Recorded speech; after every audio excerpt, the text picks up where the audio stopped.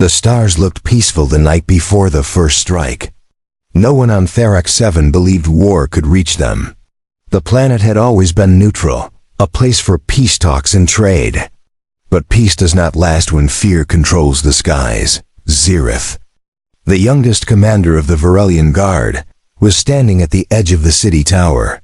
Her green skin shimmered under the twin moons, her purple hair flowing gently in the cold breeze. She had trained her whole life for defense, but not for invasion. What came next would change everything she believed in. The sky cracked open like glass shattering.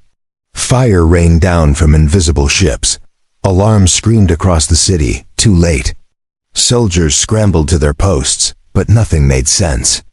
These were not regular attackers. They moved with purpose, with no banners, no mercy, and no demands. The Varelian Guard called them ghosts. Zirith rushed down the tower steps, armor half-sealed as she shouted orders. Her team followed with wide eyes and heavy hearts.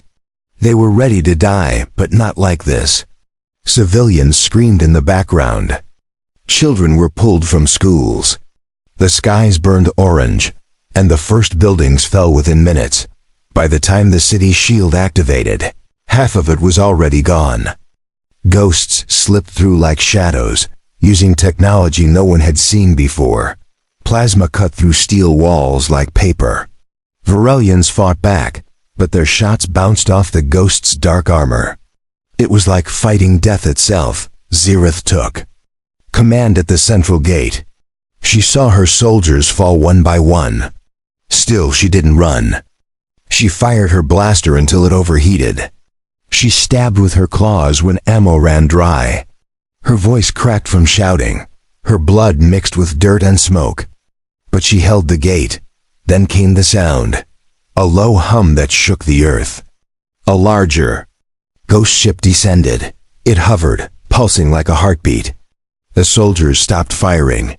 Even the air felt heavy. A giant figure dropped from the ship with a crash that left a crater. He wasn't like the others. He didn't wear a mask. He was tall, human. His eyes glowed, but not like machines. They burned with rage.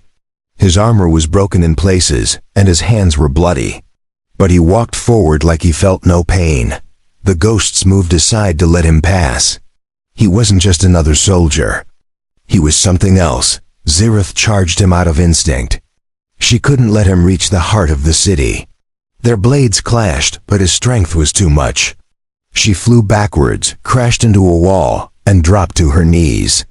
Her arm was broken, her vision blurred. She expected the end.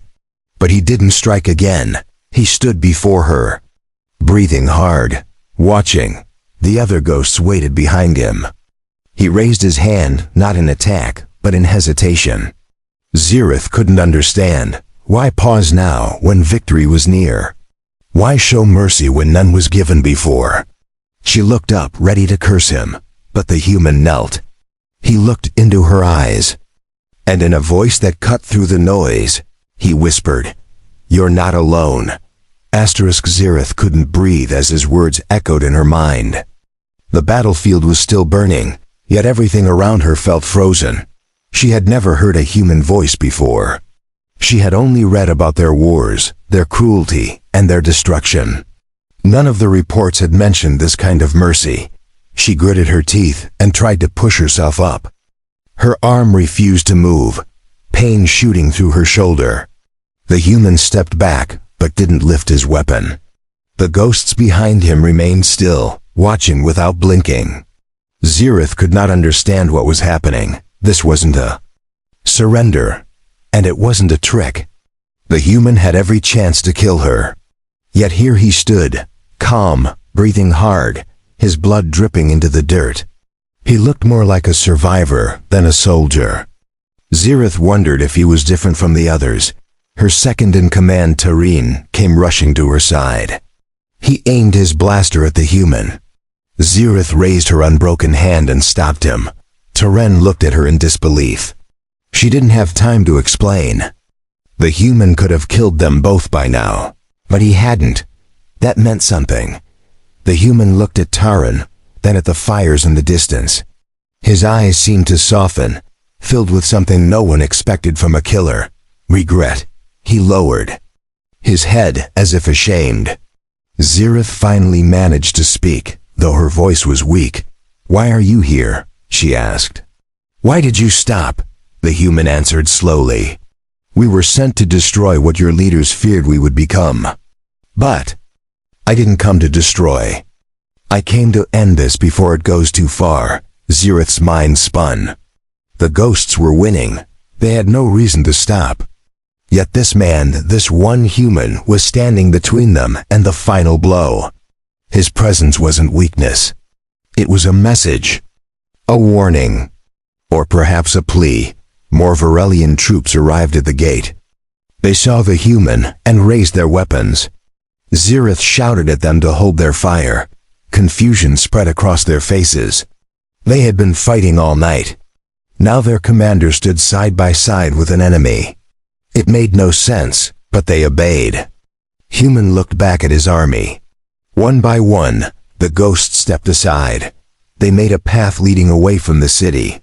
Zirith knew this wasn't over, but she also knew a window had opened. A chance to understand what this war truly was. She made her decision. "Let him go," she said. "Don't follow. Don't shoot. Let him return to his people."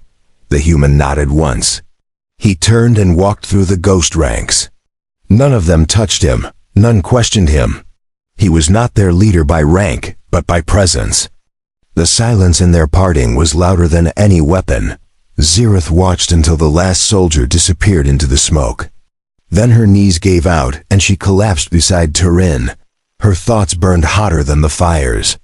What just happened was not a victory, not a loss, but something else. Something more dangerous than either. Back at the war chamber, generals demanded answers. Zirith told them everything. Many didn't believe her. Some called her weak. Others said the human used a trick. But none could deny what they saw in the recordings. The human could have destroyed them, and he didn't. Across the stars, similar stories started spreading. Small outposts left untouched. Civilians spared. Ghosts withdrawing without warning. Some believed it was fear. Others believed it was strategy. Zirith believed it was the man she met. The one who whispered that she wasn't alone. For the first time since the war began, she requested a message be sent across space. Not to the leaders, not to the armies, but directly to the humans. A single message that carried a simple truth. She wrote it with her own hand. And when she finished, she sent it without permission. "If you are still listening, then I am still alive. You showed me something stronger than power. You showed me choice. If you are out there, then I choose peace. Meet me again. Talk, because if one human can make a difference, maybe one alien can too." Zirith stood before the council again. This time, her wounds had healed, but her words carried more weight than any weapon. Her message had spread faster than she expected. Across stations, colonies, and borders, it stirred questions no one was ready to answer. The generals called her naive. The elders called her reckless. Yet they could not deny the silence on the front lines. In regions where the ghosts once crushed everything, there were now empty fields and quiet skies. Something had shifted, and it started with that one human, Zirith. Wasn't interested in politics. She had seen death up close. She had bled in the dirt while holding back fire. And in that moment, when the enemy stood over her and chose not to strike, she had seen something no strategy could explain. She spent her days now preparing a new team. Not soldiers, but messengers. Brave ones. Volunteers who understood they might not return. She needed someone to find the human again. Not just to speak to him, but to understand what he truly wanted. The first scout ship left quietly under the cover of darkness. No war colors, no weapons locked. Only a signal beam, carrying Zirith's message, pulsing through space. Days passed. Then weeks. And then, a reply arrived not in words, but in coordinates. Zirith boarded the ship herself. against orders, against warnings. She left behind ranks of soldiers and empty chairs filled with fear. Turan tried to stop her, but she placed a hand on his shoulder and smiled. He stepped aside without a word. The stars looked endless as they flew. Each hour stretched longer than the last. Zirith stared out the window, her thoughts full of questions. Would the human be there? Was it a trap? Was this the start of something worse? She had no answers, only hope. The ship landed on a forgotten moon. Bare, quiet, covered in silver dust. No guards, no weapons. Just one figure waiting near an old beacon. It was him. The same human. Wounds healed, eyes still carrying that same strange light. He didn't speak right away. Neither did she. The silence between them said more than any greeting. He gestured to the small shelter nearby. Zirith followed. Inside it was simple. A table, 2 chairs, a hologram map blinking between them. She sat down slowly. "You got my message," she said.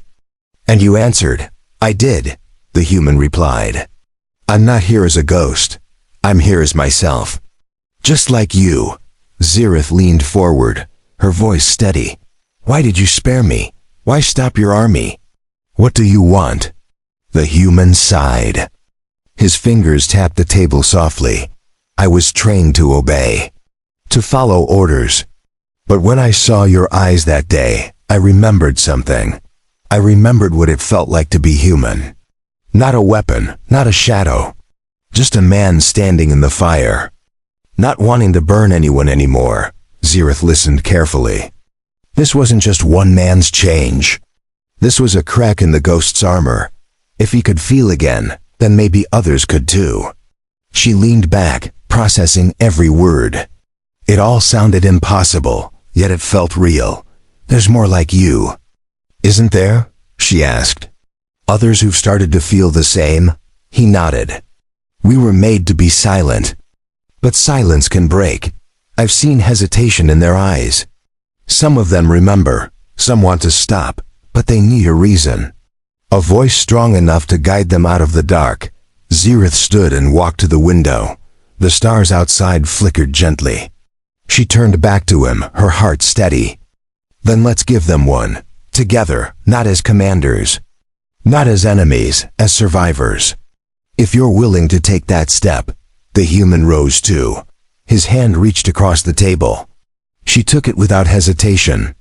In that moment, a new path was chosen. One not written by war or fear, but by 2 beings who had seen too much pain to stay quiet any longer. Zirith sent a second message to her people. This time, it carried no warning, only an invitation. To listen, to speak, to meet across fire without lifting a weapon. Some would laugh, some would resist. But the message would still fly, and with it, the hope that one voice, one spark could light the way through the darkness. Zirith walked through the silent halls of the neutral outpost, where the next meeting was set to take place. The building had once been a cargo station, now turned into a temporary chamber for talks. She could feel the weight of history pressing against the cold metal walls. Her team moved quietly behind her. No weapons were raised. They carried only recording devices, medical packs, and translators. Every step they took was watched through hidden cameras and silent drones. Fear was still strong, but hope had begun to breathe. Across the chamber stood the human, now known to some as Kale. He wore simple gear, his armor set aside. Beside him were 2 other ghosts, their helmets removed, faces hard but no longer cruel. They looked like people waking from a long nightmare. Zirith met his eyes and gave a small nod. Kale nodded back. No guards stood between them. No barriers. This was the first meeting between 2 species who had nearly destroyed one another. The room was tense, but no one moved to interrupt. "I see more of you came this time," Zirith said calmly. "You trust us now?" Kale's voice was steady. "We don't trust yet, but we want to." "That's a start." The discussions began. Slowly, They shared maps, accounts, and truths neither side wanted to admit. The ghosts had once been soldiers like any others, but something in their systems had changed. Orders turned to silence. Emotion turned to ice. And only now were cracks showing. Zirith listened as one of the ghosts, a woman named Ellen, described her first mission. She had been told to burn a village. She obeyed. But something stayed with her, the sound of a child crying behind a locked door. That sound haunted her even now. Across the table, Zirith shared her own memory, a battlefield covered in ash. Her sister pulled from the rubble, her voice broken, her eyes empty. That moment shaped her, made her rise through the ranks, made her never want war again. Both stories left the room in silence. For the first time, each side saw the other not as monsters, but as people who had survived horror. People shaped by pain, but still reaching for something better. No weapons were raised. Only truths. Outside, the message spread. Soldiers from both sides heard the whispers. A ceasefire began in certain zones, unofficial but powerful. Enemies began leaving supplies behind for each other. A bottle of water. A medkit. A folded note saying, "Go home," not everyone approved. On both sides, hard voices rose. There were commanders who saw peace as weakness. There were rebels who wanted revenge, not unity. Some even tried to sabotage the talks. But Zirith and Kale kept going. The next meeting was attacked. A bomb was placed under the floor. It exploded before anyone arrived, leaving a smoking hole in the chamber. No one was hurt, but the message was clear. Someone didn't want peace. Someone wanted the fire to keep burning. Zirith stood before her team and made her voice firm. This won't stop us. If anything, it proves we're close to something real. Real enough to scare the ones who live off war. Kale said the same to his people. If you're afraid of talking, then you fear what the truth might change. But I've already changed. And I won't go back. The next meeting was held outside. No walls, no traps. Just sky, open ground, and circles drawn in dust. Both sides sat. Both sides listened. This time, more came. Some brought gifts. One soldier from the ghost side laid down his rifle and said, "I'm tired." Zirith walked to him and placed a hand on his shoulder. She didn't speak. She didn't need to. Around them, others began to stand together. No orders were given. No banners were raised. Just quiet actions that meant everything. The stars above watched this moment, and for the first time in many years, they saw something beautiful on the ground below. The morning air was quiet on the edge of the neutral zone. Birds returned to the trees. The wind carried the scent of peace instead of smoke. But Zirith knew silence didn't always mean safety. The real battle was no longer with weapons. It was with fear. She watched the camp from the ridge above. Tents and shelters mixed together, Varelian and human side by side. No flags marked borders. No guards stood with raised guns. Yet inside every tent, hearts beat fast and minds remained alert. Trust was growing, but still fragile. Kale moved through the camp like he belonged to both worlds. He spoke to soldiers, checked supplies, and listened more than he gave orders. People followed him not because he commanded, but because he understood. That made him dangerous to those who still wanted war. Zirith met him near the center fire. A group of children were laughing nearby, drawing strange shapes in the dirt. Some were human, some were alien. None of them saw a difference. She pointed toward them and smiled. Kale smiled back, tired but hopeful. "We never thought we'd see this," she said. "Not in our lifetime," he nodded slowly. "Neither did the first, but it won't last unless we protect it." That protection came under threat sooner than they expected. A coded message arrived through a broken satellite signal. It was intercepted by one of the ghost defectors. The message was short, but clear. A new fleet was on the move. Full weapons. No mercy. Kale read the coordinates twice. They pointed straight toward the neutral zone. This wasn't an accident. Someone high above had grown tired of waiting. The talks were working too well. The ceasefire was spreading too far. It had to be crushed. Zirith wasted no time. She gathered her team, sent emergency messages to every nearby outpost, and began preparing defenses. Not to attack, but to protect the people who now called the camp home. This wasn't just a peace zone. It was a symbol. Kale did the same. He reached out to former ghost units that had gone silent. Many responded. Others didn't, but the ones who returned came fast and ready. They didn't come for orders. They came because they believed in something again. When the first warning lights flashed in the sky, no one panicked.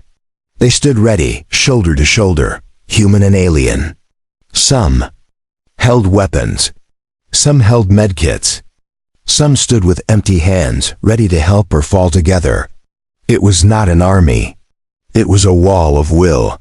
The incoming ships appeared like dark clouds. Engines roared through the atmosphere. Lights burned red. No signals were sent. No talks were offered. These ships came to erase, not to question. Zirith took a deep breath and raised her hand. Stand firm. No one fires unless fired upon. The ships landed with crushing force. Metal slammed into earth. Dust swallowed the field. Out stepped rows of armored figures, faces hidden, movements cold and exact. The ghosts had returned, but these were not. Like Kale or his people. These were still machines. Kale walked forward alone. He removed his helmet and placed it on the ground. Behind him, others followed. One by one, they removed their armor, showing faces worn but alive. The new arrivals did not react. They only stepped closer, weapons humming. Then one of them paused. The figure turned its head slightly. A voice came from inside the mask, not through a speaker, but as a whisper. It said one word: Kale's name. That moment changed everything. Kale recognized the voice. It was his brother. He stepped closer. Eyes wide. "Arain, is that you?" The masked soldier froze. The weapon in his hand dropped slightly. Behind him, another figure stepped forward. Then another. The line began to waver. Recognition flickered through them like light through smoke. Something had been buried inside them. It was waking up. Zirith watched closely. She knew this moment would decide everything. If Kale reached them, if even one turned, the rest might follow. But if a single shot fired, everything would fall apart. She held her breath as Kale took another step. "Remember who you were," Kale said. "Remember what they took from us. We are not ghosts. We are people. We can choose again." Kale stood face to face with his brother, and everything around them faded. The two had trained together, fought together, and been separated by the U. Same system that turned soldiers into shadows. For a moment, neither of them moved. Aaron's fingers trembled around his weapon. His breathing was heavy, not from battle but from confusion. Inside the mask, his eyes blinked faster than normal.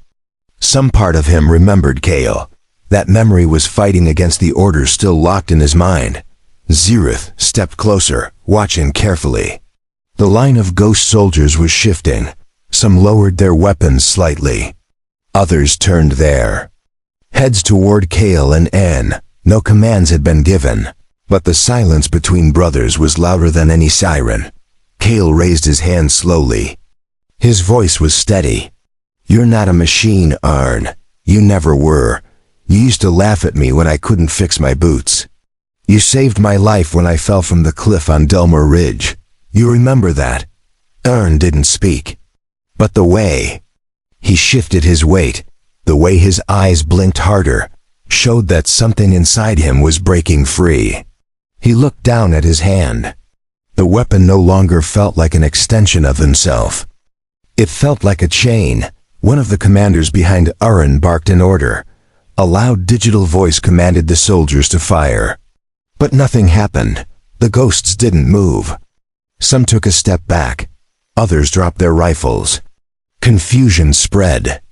Across the line like a wave, Zirith stepped forward and spoke with strength. You don't have to obey. You are more than what they made you. We are here because one man chose to stop. You can choose too. A sudden blast hit the ground near them. Smoke and dust flew into the air. A rogue ghost commander had fired without warning. The blast sent several soldiers flying. Zirith fell back, her ears ringing, her side bleeding. The peace had shattered. Kale turned and ran to her. He helped her up, shielding her with his own body. Around them, chaos broke out. Some ghosts raised weapons again. Others shouted and stepped between their own commanders and the crowd. The battlefield was splitting in two. Anne stood frozen. His hand hovered between the weapon and his brother. Kale looked at him, blood running down his arm. This is your moment, not theirs. Choose now. Choose who are. The weapon dropped from Aaron's hand. It hit the ground with a soft thud. He ripped the helmet from his head, revealing sweat, fear, and wide eyes. Then he raised both hands and shouted, "Stand down. We're not killing for them anymore." The order echoed across the field. Some soldiers obeyed immediately. Others hesitated. The ghost commander who fired the first shot tried to raise his weapon again, but one of his own men turned and stopped him. The old control had broken. Zirith stood beside Kale, breathing hard. The dust was starting to settle. Fires burned on the edges, but most weapons were silent again. What just happened was more than survival. It was rebellion. It was awakening. And it had started in the heart of the enemy. Medical teams rushed in to help the injured. The camp was damaged but still standing. People began clearing debris, checking on others, and whispering about what they saw. A ghost removing his helmet. A soldier shouting for peace. A war beginning to end itself. Kale held his brother's shoulder. Arn looked around, stunned by what he had done. "They'll come for me," he said. "They won't forgive this," Kale answered calmly. "Then we'll stand together. You're not alone anymore." Zirith watched the two of them, then turned to her own people. "We need to move fast. This is our chance to break the cycle. We have to reach others before the enemy shuts this down." They started broadcasting the footage. The scene of Aaron's choice, the refusal to fire, the soldiers helping each other. It spread faster than any weapon. Across planets, stations, and dark corners of space, people began to question what they thought they knew, and for the first time in a generation, the question wasn't who the enemy was. The question was who they wanted to become. The transmission spread like fire across systems once controlled by fear. Images of Arn removing his helmet, of ghosts disobeying orders, and of humans and aliens standing side by side. These moments shattered lies built over years. Zirith stood inside the communications hub, watching new responses arrive every second. Messages of support, confusion, and disbelief poured in from hidden colonies and underground resistance cells. She saw names she thought were lost. Some were ghosts. Some were old friends. Kale entered quietly, carrying a datapad. His face was tired, and his arm was still wrapped from the earlier blast. But his eyes were full of purpose. He handed her the pad without saying a word. On the screen were coordinates, marked with danger signs. "The High Command is moving," he said. "They know what happened here. They're regrouping for a final strike. They want to crush this hope before it spreads any further." Zirith read the file in silence. The force gathering was massive. Carriers, destroyers, ground units. All heading toward the neutral zone. If they reached the camp, there would be no more time for peace talks. There would only be fire. "We can't fight them," she said. "Not like this. We don't have enough forces, not enough shields. Not enough time." Kale nodded slowly. "That's why we don't meet them head-on. We draw them out. Split them. Make them question. Make them see who we really are. Plans were made in hushed voices and hurried steps. Not every rebel had weapons, but they had speed and knowledge of old tunnels, forgotten satellites and backdoor systems. They prepared. Not for a battle, but for a message strong enough to break control. Aaron took the lead on contacting old ghost commanders. He begged them to listen, to come without weapons, to remember the families they once had. Some refused. Some threatened him. But a few said yes. And those few made all the difference. The camp was cleared within hours. Most civilians were moved to hidden shelters. Only a core group remained, ready to face whatever came. Not with hate, but with the truth. Zirith stood at the center, armor clean, blade sheathed, eyes calm. She knew what they were about to do might fail. She knew the cost could be everything. But in her heart, she felt the same fire she had seen in Kale, in Arn, in the children, who no longer saw species, only faces. The enemy arrived at night. The sky lit up with shadows and red light. Ships blocked out the stars. Ground units landed in rows, stepping through dust and silence. The High Command expected fear. They expected surrender. What they saw instead was stillness. Zirith walked forward first, alone, no weapon drawn.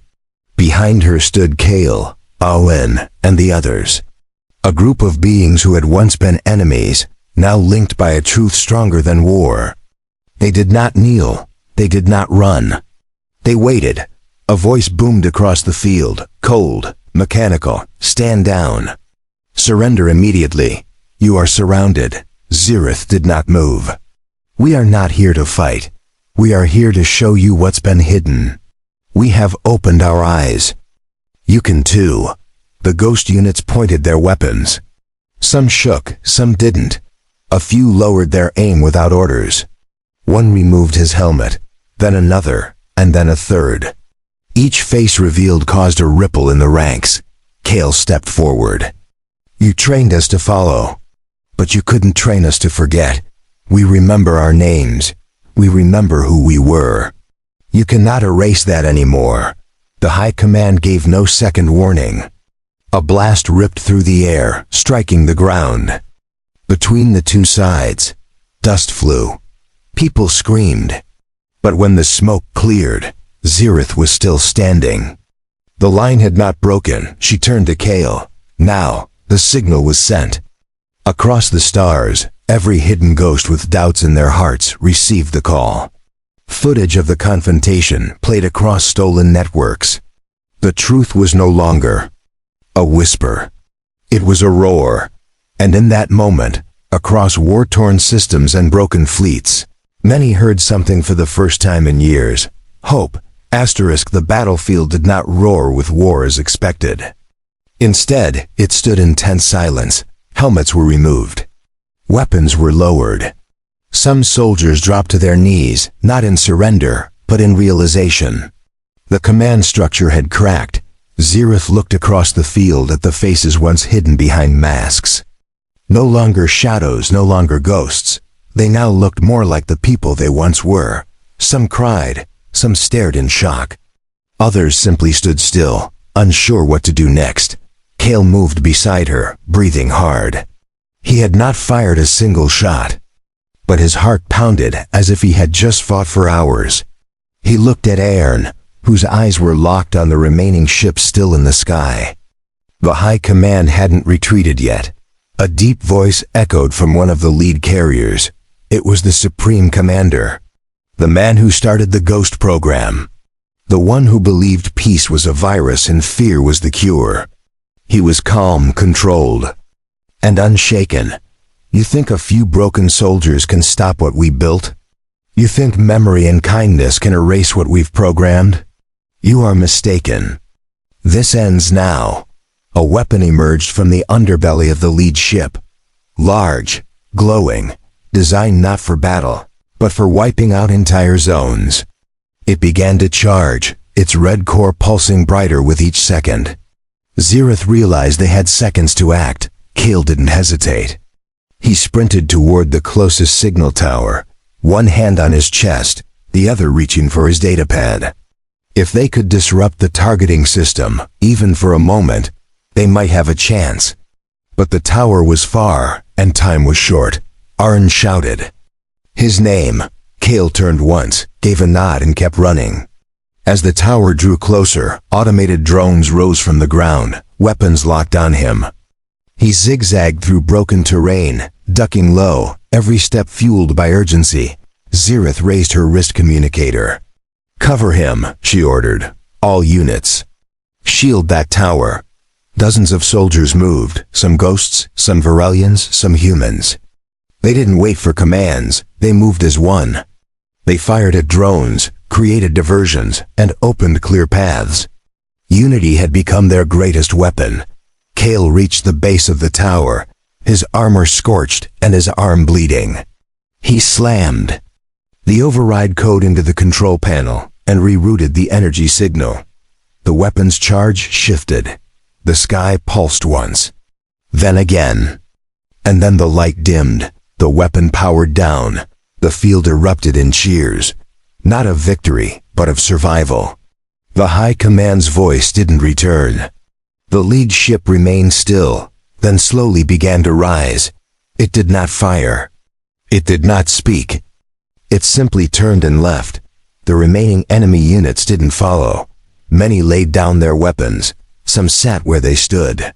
Others approached Zirith and her team, hands raised not in surrender, but in hope.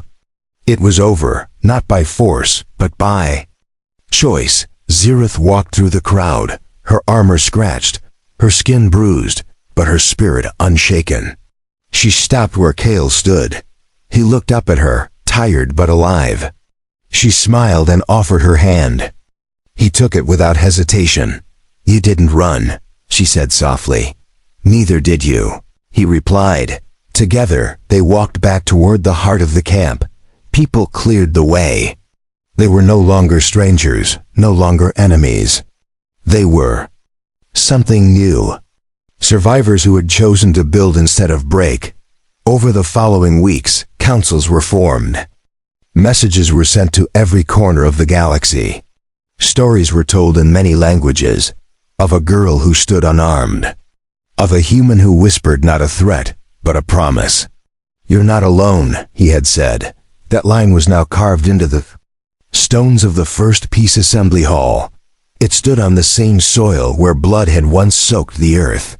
It became a place where both species gathered, to speak, to argue, to laugh. And most importantly, to listen. Zirith would often walk the halls in silence. She would stop by the stone and rest her hand against it. She no longer wore full armor. She no longer carried a blade. She carried only the memory of what it took to reach that moment. Kale stood beside her one evening. Together they looked at the stars, brighter now than before. No alarms, no warnings. Just peace. And in that quiet, something stronger than war had taken root. Trust.